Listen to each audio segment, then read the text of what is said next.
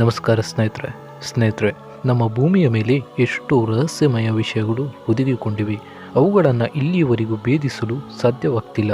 ಇವತ್ತಿನ ವಿಡಿಯೋದಲ್ಲಿ ಇಂತಹದೇ ರಹಸ್ಯಮಯವಾದ ಕೆಲವೊಂದಿಷ್ಟು ತೆರೆಯಲಾಗದ ಬಾಗಿಲುಗಳ ಬಗ್ಗೆ ಮಾಹಿತಿಗಳನ್ನು ನೀಡ್ತಾ ಇದ್ದೇವೆ. ವಿಡಿಯೋ ತುಂಬಾ ಇಂಟ್ರೆಸ್ಟಿಂಗ್ ಆಗಿರುತ್ತೆ, ಹಾಗಾಗಿ ವಿಡಿಯೋವನ್ನು ಕೊನೆವರೆಗೂ ನೋಡಿ ಅಂತ ಹೇಳ್ತಾ ಇವತ್ತಿನ ಕಥೆಯನ್ನು ಶುರು ಮಾಡ್ತಿದ್ದೀನಿ.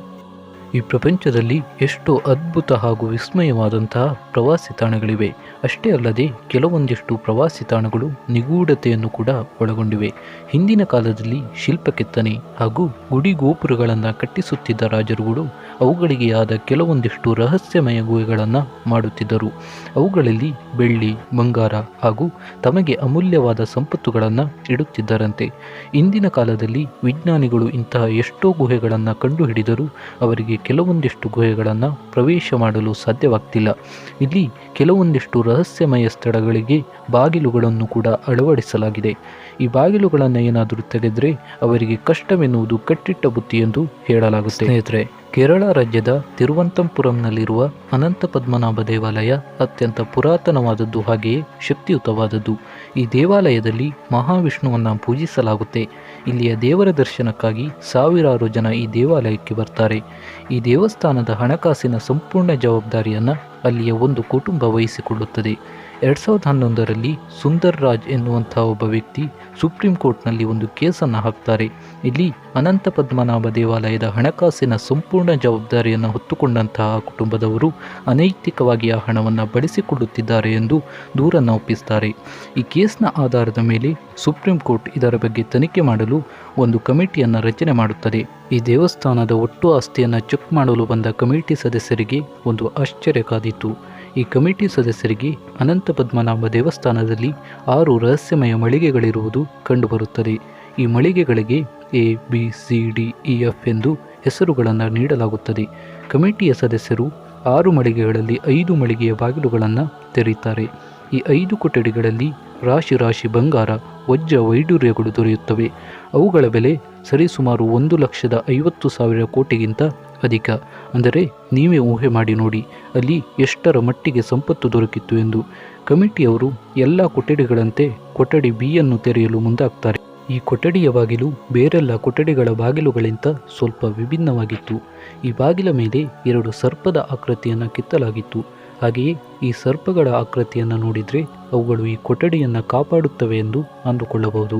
ಯಾಕೆಂದರೆ ಹಿಂದಿನ ಕಾಲಗಳಲ್ಲಿ ತಮ್ಮ ಸಂಪತ್ತಿನ ರಕ್ಷಣೆಗಾಗಿ ಸರ್ಪಗಾವಲನ್ನು ಇಡುತ್ತಿದ್ದರಂತೆ. ಎಲ್ಲ ಕೊಠಡಿಗಳಂತೆ ಈ ಕೊಠಡಿಯ ಬಾಗಿಲನ್ನು ತೆರೆಯಲು ಕಮಿಟಿಯವರು ಮುಂದಾಗ್ತಾರೆ. ಅದರ ಬಾಗಿಲನ್ನು ತೆಗೆದ ಮೇಲೆ ಅದರ ಹಿಂದೆ ಮತ್ತೊಂದು ಬಾಗಿಲಿತ್ತು. ಆ ಬಾಗಿಲನ್ನು ಕೂಡ ತೆಗಿತಾರೆ. ಅದರ ಹಿಂದೆ ಮತ್ತೊಂದು ಬಾಗಿಲು ಕಾಣಿಸಿಕೊಳ್ಳುತ್ತದೆ. ಆದರೆ ಈ ಬಾಗಿಲನ್ನು ಸಾಮಾನ್ಯವಾಗಿ ತೆಗೆಯುವುದಕ್ಕೆ ಅವರಿಗೆ ಸಾಧ್ಯವಾಗುವುದಿಲ್ಲ. ಆನಂತರ ಈ ಬಾಗಿಲನ್ನು ಒಡೆದು ಕೊಠಡಿಯ ಒಳಕ್ಕೆ ಹೋಗುವುದಾಗಿ ನಿರ್ಧಾರವನ್ನು ಮಾಡ್ತಾರೆ. ಆದರೆ ಅಷ್ಟರಲ್ಲಿಯೇ ಈ ಕಮಿಟಿಯಲ್ಲಿದ್ದ 7 ಜನ ಸದಸ್ಯರಲ್ಲಿ ಕೆಲವೊಂದಿಷ್ಟು ಜನರಿಗೆ ಆರೋಗ್ಯದ ಸಮಸ್ಯೆಗಳು ಕಾಣಿಸಿಕೊಳ್ಳುತ್ತವೆ. ಅಷ್ಟೇ ಅಲ್ಲದೆ ಸುಪ್ರೀಂ ಕೋರ್ಟ್ನಲ್ಲಿ ಕೇಸ್ ಹಾಕಿದಂತಹ ಸುಂದರ್ ರಾಜ್ ಕೆಲವೇ ದಿನಗಳಲ್ಲಿ ಸತ್ತು ಹೋಗ್ತಾನೆ. ಈ ಬಾಗಿಲನ್ನು ತೆರೆಯಲು ಮುಂದಾದ ತಂಡ ಅದನ್ನು ಅಲ್ಲಿಗೆ ಕೈಬಿಡುತ್ತದೆ. ಅನಂತ ಪದ್ಮನಾಭ ದೇವಸ್ಥಾನದಲ್ಲಿರುವ ಈ ರಹಸ್ಯಮಯ ಸ್ಥಳ ನೇರವಾಗಿ ಸಮುದ್ರಕ್ಕೆ ಸಂಪರ್ಕ ಹೊಂದಿದೆ ಎಂದು ಕೆಲವರು ಹೇಳ್ತಾರೆ. ಈ ಬಾಗಿಲನ್ನು ಏನಾದರೂ ತೆರೆದರೆ ಪ್ರಳಯವೇ ಸಂಭವಿಸುತ್ತೆ ಎಂದು ಹೇಳಲಾಗುತ್ತೆ. ಅದೇನೇ ಇರಲಿ, ಅಂದಿಯೇ ಸುಪ್ರೀಂ ಕೋರ್ಟ್ ಆ ಬಾಗಿಲನ್ನು ತೆರೆಯಬಾರದು ಎಂದು ಆಜ್ಞೆಯನ್ನು ಹೊರಡಿಸಿದೆ. ಇಂದಿಗೂ ಕೂಡ ಆ ಸ್ಥಳ ನಿಗೂಢವಾಗಿ ಉಳಿದುಕೊಂಡಿದೆ ಅಂತಾನೆ ಹೇಳ್ಬೋದು. ಸ್ನೇಹಿತರೆ, ಸುಮಾರು 400 ವರ್ಷಗಳ ಹಿಂದೆ ಮೊಘಲ್ ಅರಸನಾದ ಶಹಜಹಾನ್ ತನ್ನ ಹೆಂಡತಿಯ ನೆನಪಿಗಾಗಿ ಆಗ್ರಾದ ಯಮುನಾ ನದಿಯ ತಟದಲ್ಲಿ ಒಂದು ಸ್ಮಾರಕವನ್ನು ಕಟ್ಟಿಸ್ತಾನೆ. ಅದೇ ಪ್ರಪಂಚದ ಅತಿ ಸುಂದರವಾದ ಹಾಗೂ ಪ್ರಪಂಚದ 7ನೇ ಅದ್ಭುತದಲ್ಲಿ ಒಂದಾದ ತಾಜ್ ಮಹಲ್. ಈ ತಾಜ್ ಮಹಲ್ನ ವೀಕ್ಷಣೆಗೆ ದೇಶ ವಿದೇಶಗಳಿಂದ ಜನರು ಹರಿದು ಬರ್ತಾರೆ. ತಾಜ್ ಮಹಲ್ ಹೊರಗಡೆಯಿಂದ ನೋಡಲು ಸುಂದರವಾಗಿ ಕಂಡುಬರುತ್ತದೆ. ಆದರೆ ಅದರ ಕೆಳಭಾಗದಲ್ಲಿ ಕೆಲವೊಂದಿಷ್ಟು ರಹಸ್ಯಮಯ ಸ್ಥಳಗಳು ಕಂಡುಬಂದಿವೆ. ತಾಜ್ ಮಹಲ್ನ ಬೇಸ್ಮೆಂಟ್ನಲ್ಲಿ ಮುಚ್ಚಿದ 22 ಕೊಠಡಿಗಳಿವೆ. ಕೆಲವೊಂದಿಷ್ಟು ಜನರು ಹೇಳುವ ಪ್ರಕಾರ ಇಲ್ಲಿ ಮೊದಲು ಶಿವನ ದೇವಾಲಯವಿತ್ತು, ಅದನ್ನು ಕೆಡವಿ ತಾಜ್ ಮಹಲನ್ನು ಕಟ್ಟಿದ್ದಾರೆ ಎಂದು ಹೇಳಿದ್ದಾರೆ. ಇನ್ನು ಕೆಲವರು ಈ 22 ಕೊಠಡಿಯ ಯಾವುದೋ ಒಂದು ಕೊಠಡಿಯಲ್ಲಿ ಮಮತಾಜ್ನ ಸಮಾಧಿ ಮಾಡಲಾಗಿದೆ ಎಂದು ಹೇಳಿದ್ದಾರೆ. ಆದರೆ ಇವರ ಯಾವ ಹೇಳಿಕೆಗೂ ಸರಿಯಾದ ಸಾಕ್ಷಿಗಳಿಲ್ಲ. 1993ರಲ್ಲಿ ಅರ್ತ್ ಇಂಜಿನಿಯರ್ ಡಿಪಾರ್ಟ್ಮೆಂಟ್ನವರು ತಾಜ್ ಮಹಲ್ನ ಈ ನಿಗೂಢ ಸ್ಥಳದ ಮೇಲೆ ಸರ್ವೆಯನ್ನು ಮಾಡ್ತಾರೆ. ಸರ್ವೆ ಮಾಡಿದ ಅವರಿಗೆ ಇಲ್ಲಿ ಮಮತಾಜ್ನ ಸಮಾಧಿಯಾಗಲಿ ಅಥವಾ ಶಿವನ ದೇವಸ್ಥಾನದ ಕುರುಹುಗಳಾಗಲಿ ಯಾವುದು ಕೂಡ ಸಿಗಲಿಲ್ಲ. ಅವರು ಸರ್ವೆ ಮಾಡಿದ ಮೇಲೆ ಆ ಬಾಗಿಲುಗಳನ್ನು ಮತ್ತೆ ಮುಚ್ಚಲಾಗುತ್ತೆ. ಅಲ್ಲಿಂದ ಇಲ್ಲಿಯವರೆಗೆ ಆ ಬಾಗಿಲುಗಳನ್ನು ಇನ್ನೂವರೆಗೂ ತೆಗೆದಿಲ್ಲ. ಕೆಲವು ಸುರಕ್ಷತೆಗಾಗಿ ಆ ಬಾಗಿಲುಗಳನ್ನು ಮುಚ್ಚಲಾಗಿದೆ ಎಂದು ಹೇಳಲಾಗುತ್ತದೆ. The great sphinx of Giza. ಸ್ನೇಹಿತರೆ, ಈ ಆಕೃತಿಯನ್ನು ಒಂದೇ ಕಲ್ಲಿನಲ್ಲಿ ಕೆತ್ತಲಾಗಿದೆ. ಒಂದೇ ಕಲ್ಲಿನಲ್ಲಿ ಕೆತ್ತಲ್ಪಟ್ಟ ಪ್ರಪಂಚದ ಅತಿ ದೊಡ್ಡ ವಿಗ್ರಹ ಎಂಬ ಹೆಗ್ಗಳಿಕೆಯನ್ನು ಈ ಆಕೃತಿ ಪಡೆದುಕೊಂಡಿದೆ. ಈ ಆಕೃತಿಯನ್ನು ನೋಡಿದರೆ ವಿಚಿತ್ರವಾಗಿ ಕಂಡುಬರುತ್ತದೆ. ಇದರ ಮುಖವನ್ನು ನೋಡಿದರೆ ಒಂದು ಹೆಣ್ಣಿನ ಮುಖದಂತೆ ಕಂಡುಬರುತ್ತದೆ. ಆದರೆ ಇದರ ಕೆಳರಚನೆ ಒಂದು ಪ್ರಾಣಿಯ ದೇಹದಂತೆ ಕಂಡುಬರುತ್ತದೆ. ಅಂದರೆ ಇದು ಸಿಂಹದ ರೀತಿ ಕಾಣಿಸಿಕೊಳ್ಳುತ್ತದೆ. 17ನೇ ಶತಮಾನದಲ್ಲಿ ಇದರ 2 ಕಾಲಿನ ಕೆಳಗೆ 2 ರಹಸ್ಯಮಯವಾದ ಕೊಠಡಿಗಳು ಕಾಣಿಸಿಕೊಳ್ಳುತ್ತವೆ. ಆದರೆ ಆ ಕೊಠಡಿಗಳನ್ನು ಯಾರಿಂದಲೂ ತೆಗೆಯಲು ಸಾಧ್ಯವಾಗಲಿಲ್ಲ. ಹಾಗೆಯೇ ಆ ಕೊಠಡಿಗಳನ್ನು ಹೇಗೆ ತೆಗೆಯುವುದು ಎನ್ನುವುದು ಯಾರಿಗೂ ಕೂಡ ಗೊತ್ತಿಲ್ಲ. ಇದರಿಂದಾಗಿ ಆ ಬಾಗಿಲುಗಳು ಇಂದಿಗೂ ಕೂಡ ತೆರೆಯದೆ ಹಾಗೆ ಉಳಿದುಕೊಂಡಿವೆ. ಆ ಕೊಠಡಿಗಳಲ್ಲಿ ಪಿರಾಮಿಡ್ಗಳ ಬಗ್ಗೆ ಹಾಗೂ ಅಲ್ಲಿಯ ರಾಜರುಗಳ ಬಗ್ಗೆ ಮಾಹಿತಿಗಳು ಸಿಗಬಹುದು ಎಂದು ಹೇಳಲಾಗುತ್ತದೆ. ಸ್ನೇಹಿತರೆ, ಸುಮಾರು 2000 ವರ್ಷಗಳ ಹಿಂದೆ ಚೀನಾ ರಾಜ್ಯವನ್ನು ಕಿಂಗ್ ಶಿ ಹುವಾಂಗು ಎಂಬ ರಾಜ ಆಳ್ವಿಕೆಯನ್ನು ಮಾಡ್ತಿದ್ದ. ಈತ ತಾನು ಸಾವನ್ನೇ ಗೆಲ್ಲಬೇಕೆಂಬ ಅತಿ ಆಸೆಯಲ್ಲಿ ಇದ್ದವ.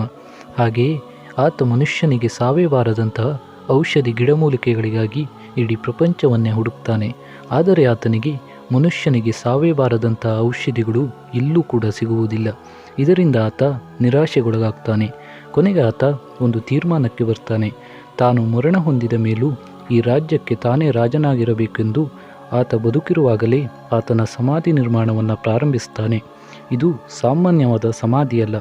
ತನ್ನ ರಾಜ್ಯದಲ್ಲಿನ ಶ್ರೇಷ್ಠ ಶಿಲ್ಪಿಗಳನ್ನು ಕರೆಸಿ ಅವರಿಂದ ಒಂದು ನಗರದ ನಿರ್ಮಾಣವನ್ನು ಮಾಡಿಸ್ತಾನೆ.